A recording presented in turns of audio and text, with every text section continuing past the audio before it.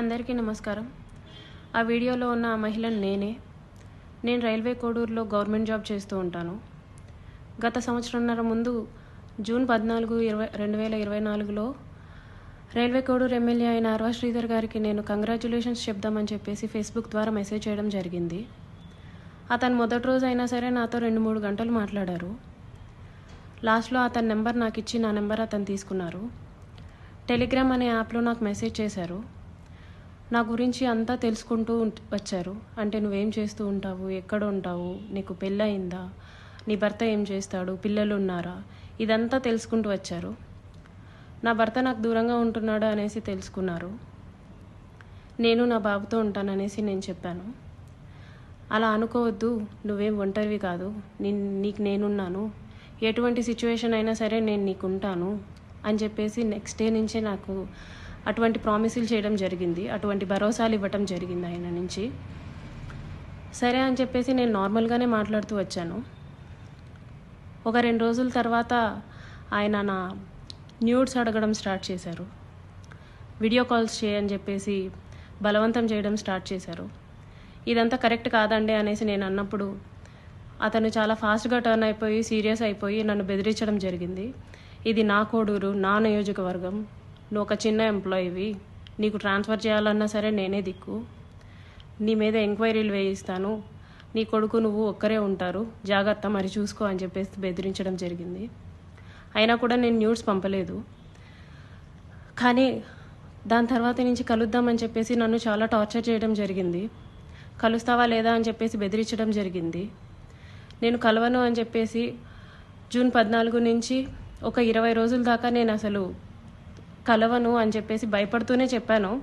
భయపడుతూనే నేను ఇగ్నోర్ చేస్తూ వచ్చాను. ఆయన ఒకసారి అన్నారు, నీ కొడుకు నువ్వు ఒంటరిగా ఉంటారు, చూసుకో, నీ కొడుకు ఏమైనా అయితే నన్ను అడగద్దు అనేసి భయపెట్టడం జరిగింది. సరే అని చెప్పేసి నేను జూలై 9, 2024లో ఫస్ట్ టైం కలిశాను అతన్ని. ఆయనే వచ్చేసి కారులో మా ఇంటి దగ్గరికి వచ్చి పిక్ చేసుకొని కడప రూట్ వెళ్దాం, కడప దాకా వెళ్దాం అనేసి చెప్పారు. ఏం మాట్లాడాలి అనేసి నేను అడిగాను. ఏమొద్దు, ఏం మాట్లాడొద్దు, కడప దాకా వెళ్దాం అనేసి చెప్పారు. కడప దాకా వెళ్లకుండానే రాజంపేట దగ్గర ఏదో పల్లె దగ్గర ఆపేశారు. మొత్తం డార్క్గా ఉంది ప్లేస్. ఎందుకండి ఆపారు అనేసరికి నాకు నువ్వు సెక్షువల్గా కావాలి అనేసి అడిగారు. లేదండి, నేను సెక్షువల్గా కుదరదు, నేను అలాంటి దాన్ని కాదు అనేసి చెప్పాను. నేను అలా చెప్పేలోపే నా ప్రైవేట్ పార్ట్స్ని టచ్ చేయటం, నన్ను బలవంతంగా దగ్గరికి తీసుకోవడం లాంటివి జరిగాయి. నేను కార్ డోర్ ఓపెన్ చేయడానికి ట్రై చేశాను. అతను నా జుట్టు పట్టుకొని వెనక్కి లాగేసి నన్ను గట్టిగా కొట్టారు. 2-3 సార్లు కొట్టారు. చాలా గట్టిగా కొట్టి కార్ సీట్ని అడ్జస్ట్ చేసేసి నా మీదకి వచ్చేసి నన్ను చాలా బలవంతంగా రేప్ చేయడం జరిగింది. నేను అరవడానికి ట్రై చేస్తుంటే నన్ను చాలా గట్టిగానే కొడుతూ వచ్చారు. అలా నా మీద ఫస్ట్ అటెంప్ట్ జరిగింది. నన్ను ఇంటి దగ్గర డ్రాప్ చేసి నేను దిగుతున్న టైంలో, నువ్వు ఈ విషయం ఎవరికైనా చెప్పినా సరే నువ్వు కొలాప్స్ అయిపోతావు, నీ ఫ్యామిలీ కొలాప్స్ అయిపోతుంది, స్పాయిల్ చేసిస్తాను అని చెప్పేసి నాకు చెప్పడం జరిగింది. నేను ఆ భయంతో ఇంటికి వెళ్ళిపోయాను. నేను మా బాబే ఉంటాము. నెక్స్ట్ డే కూడా ఆయన కలుద్దాం, మాట్లాడాలి అని చెప్పేసి బెదిరిస్తూ వచ్చారు. అలా నాకు ఆగస్ట్ ఎండింగ్లో నా ఫస్ట్ ప్రెగ్నెన్సీ అతని వల్ల వచ్చింది. ఈ విషయం నేను అతనికి చెప్పాను. చెప్తే అబార్షన్ చేయించుకో వెంటనే అనేసి అన్నారు. నేను అబార్షన్ చేయించుకోవట్లేదు, నీ వల్ల నాకు ఇంత జరిగింది, నేను అబార్షన్ చేయించుకోవట్లేదు అంటే అప్పటికి నన్ను బెదిరించారు. నువ్వు అబార్షన్ చేయించుకుంటే నువ్వు బ్రతుకుతావు, నీ ఫ్యామిలీ బాగుంటుంది, నీ ఉద్యోగం బాగుంటుంది, లేకపోతే నా గురించి నీకు తెలుసు అని చెప్పేసి చెప్పడం జరిగింది. నేను అబార్షన్ చేయించుకోను, ఎట్టి పరిస్థితుల్లో అబార్షన్ చేయించుకోను అనేసి నేను వాదించాను. ఒక 2-3 సార్లు 2-3 రోజులు నన్ను బాగా బెదిరించి తర్వాత అష్యూరెన్స్ ఇచ్చారు. సరే, నీ భర్తకి నువ్వు విడాకులు ఇచ్చేసి నేను నిన్ను పెళ్లి చేసుకుంటాను, మీరు ఎలాగా దూరంగానే కదా ఉంటారు, నేను నిన్ను పెళ్లి చేసుకుంటాను, నీ భర్తకి నువ్వు విడాకులు ఇచ్చేసి అనేసి అన్నారు. అప్పటికి నేను ఒప్పుకోలేదు. అబార్షన్ చేయించుకో, ఇది అయితే ఫస్ట్ అబార్షన్ చేయించుకో అని చెప్పి నమ్మించడానికి నేను నిన్ను పెళ్లి చేసుకుంటాను అనేసి నాకు చెప్పారు. నేను చాలా రోజులు చేయించుకోలేదు. అలా ఒక 2 months నాకు ప్రెగ్నెన్సీ ఉంది. దాని తర్వాత ఇంకా ఆయన కంటిన్యూస్గా బెదిరిస్తూ ఇంటికి వచ్చి కొడుతూ చేయించుకుంటావా లేదా అని చెప్పేసి టార్చర్ చేస్తూ ఫైన్ డే నేను అబార్షన్ చేయించుకున్నాను. ఆయన మాటలు నమ్మి నన్ను పెళ్లి చేసుకుంటానని ఆయన ఇచ్చిన అష్యూరెన్స్ని నేను నమ్మి నేను అబార్షన్ చేయించుకున్నాను. ఇలా ఈ 1.5 yearలో నాకు 5 abortions అయ్యాయి ఆయన వల్ల.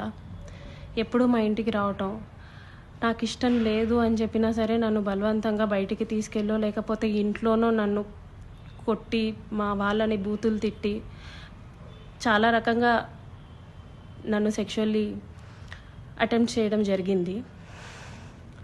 నాకు తెలియని విషయం ఏంటంటే ఆయన నాకు తెలియకుండా మా వాళ్ళ నెంబర్స్, మా వాళ్ళ కాంటాక్ట్ డీటెయిల్స్, ఇంటి అడ్రస్లు ఇవన్నీ కనుక్కొని నా భర్తకి కాల్ చేసి నువ్వు ఆ పిల్లకి విడాకులు ఇవ్వాలి, విడాకులు ఖచ్చితంగా ఇవ్వాలి, లేకపోతే నిన్ను, నీ ఫ్యామిలీని, నీ కొడుకుని ఎవరిని వదలను, అందరినీ చంపేస్తాను అనేసి బెదిరించడం జరిగిందంట. ఇది నాకు తెలీదు, ఈ విషయం నాకు తెలీదు. నా భర్త నన్ను తర్వాత కాల్ చేసి అసలు ఏం జరుగుతుంది అక్కడ అనేసి అన్నారు. ఇలా జరుగుతుంది అనేసి నేను మా ఇంట్లో వాళ్ళకి చెప్పాను. ఇలా రోజు ఇంటికి వస్తున్నాడు, నన్ను కొడుతున్నాడు, నన్ను టార్చర్ చేస్తున్నాడు, ఫిజికల్లీ నన్ను చాలా వాడుకుంటున్నాడు అనేసి నేను చెప్పి ఏడ్చాను. వాళ్ళందరూ నాకు దూరం అయిపోయారు. నీ ఇష్టం వచ్చింది నువ్వు చేసుకో అనేసి నన్ను తిట్టేసి నాకు చాలా దూరం అయిపోయారు. మేము ఇంకా నీతో మాట్లాడడం అని చెప్పి నన్ను వదిలేయడం జరిగింది. ఇదంతా ఆయన ప్లాన్డ్గానే చేసినట్టున్నారు. మా వాళ్ళందరినీ నాకు దూరం చేయాలి అన్న ఒక ఉద్దేశంతో చేసినట్టున్నారు. వాళ్ళందరూ నన్ను దూరంగా వదిలేశారు. మా ఆయన మా బాబుని తీసుకెళ్ళిపోయాడు. నేను ఒక్కదాన్నే ఉంటూ వచ్చాను. గత 6 నెలలుగా నేను ఒక్కదాన్నే ఉంటూ వచ్చాను. నేను నా ఒంటరితనాన్ని, నాకు పేరెంట్స్ లేరు, అమ్మ నాన్న లేరు అడగడానికి, చేయడానికి. అమ్మ నాన్న లేరు. అతను నాకు అష్యూరెన్స్ ఇస్తూనే వచ్చాడు, మ్యారేజ్ చేసుకుంటాను ఎక్సెట్రా అని చెప్పి. ఇలా వీళ్ళందరూ దూరం అయిపోయి నా గురించి ఎవ్వరూ అడగడానికి కూడా లేరు అని ఆయనకి ఒక క్లారిటీ వచ్చిన తర్వాత ఈ 1.5 year నాతో ఉండి నన్ను ఇష్టం వచ్చినట్టు సెక్షువల్లీ వాడుకొని లిటరల్లీ నన్ను కొట్టి బలవంతంగా అంటే చాలాసార్లు చేసి January 7, 2026 ఒక 20 days ముందు